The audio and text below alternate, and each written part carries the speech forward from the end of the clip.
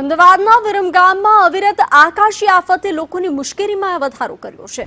સવાર સુધીમાં 4 ઇંચ વરસાદ પડતા વિરમગામ શહેર જળબંબાકાર બન્યું છે। શહેરના માંડલ રોડ પર ઢીચણ સુધીના પાણી ભરાઈ જતા વાહન ચાલકો અને રહીશો ભારે હાલાકી ભોગવવા મજબૂર બન્યા છે। પરકોટા, ઘાંચીની લાઠી, શંકરમુખી ચાલી અને એપીએમસી માર્કેટ યાર્ડ સહિતના વિસ્તારો પાણીમાં ગરકાવ થઈ ગયા હતા। ગત સપ્તાહના જળબંબાકાર બાદ ફરી એકવાર નીચાણવાળા વિસ્તારોમાં પાણી ભરાતા સ્થાનિકોમાં ચિંતાનો માહોલ છે।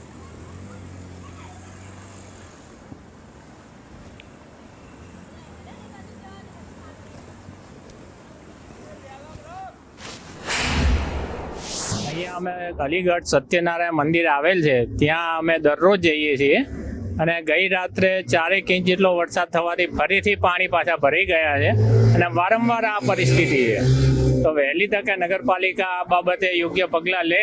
પાણી બહુ ભરાણું છે, અમારે ડીસન આવવાનું, અમારા ધોરણવાળાને બહુ તકલીફ પડે છે। અમારે કેવી રીતે ઉતરવું ને ચડવું, પાણીમાં જવાનું ને આવવાનું છે, અમારે કેવી રીતે અમારે નીકળવું ને આવવું કરવું। હવે ડીસન અમારું પાણી ભરાણું છે।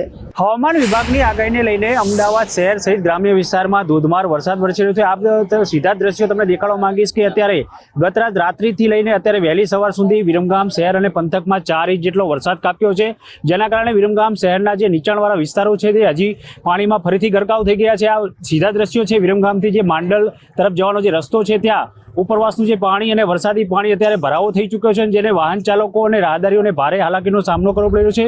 આપ જોઈ શકો છો કે આ જગ્યા ઉપર જે અહીંયાથી જે જોવા જઈએ તો નીલકંઠ સોસાયટી, સિદ્ધાર્થ સોસાયટી સહિતના જે રસ્તાઓ છે તે મોટી સંખ્યામાં અહીંયા રહીશો રહે છે અને જેમને પણ અહીંયા રાહદારીઓ અને રહીશોને ભારે હાલાકીનો સામનો કરવો પડ્યો છે। આ દ્રશ્ય તમને દેખાડવા માંગીશ કે આ સીધા માંડલના દ્રશ્યો છે, માંડલ તરફ જવાનો રસ્તો છે। આપ જોઈ શકો છો કે વાહન ચાલકોને ભારે હાલાકીનો સામનો કરવો પડ્યો છે। વિરમગામ શહેર સહિત જે અનેક જે વિસ્તારો છે, જ્યાં ભરોડી દરવાજો હોય કે પરકોટા વિસ્તાર હોય, શાક માર્કેટ હોય કે કાંચાની લાટી સહિતના જે હજી વિસ્તારો છે નીચાણવાળા, ત્યાં પણ હજી પાણીનો ભરાવો થઈ ગયો છે। જ્યારે વિરમગામ નગરપાલિકા તંત્ર દ્વારા થોડા દિવસો પહેલા જે ભારે વરસાદ આવ્યો તેને લઈને કામગીરી હાથ ધરાઈ હતી, પરંતુ જેસે છે તે પરિસ્થિતિ જે આપ જોઈ શકો છો કે પરિસ્થિતિ એવી ને એવી જ જોવા મળી રહી છે। ઠેર ઠેર જગ્યાએ જે વરસાદીલા પાણી છે તે ભરાઈ જોવા મળ્યા છે, જેના કારણે શહેરીજનોને ભારે હાલાકીનો સામનો કરવો પડી રહ્યો છે।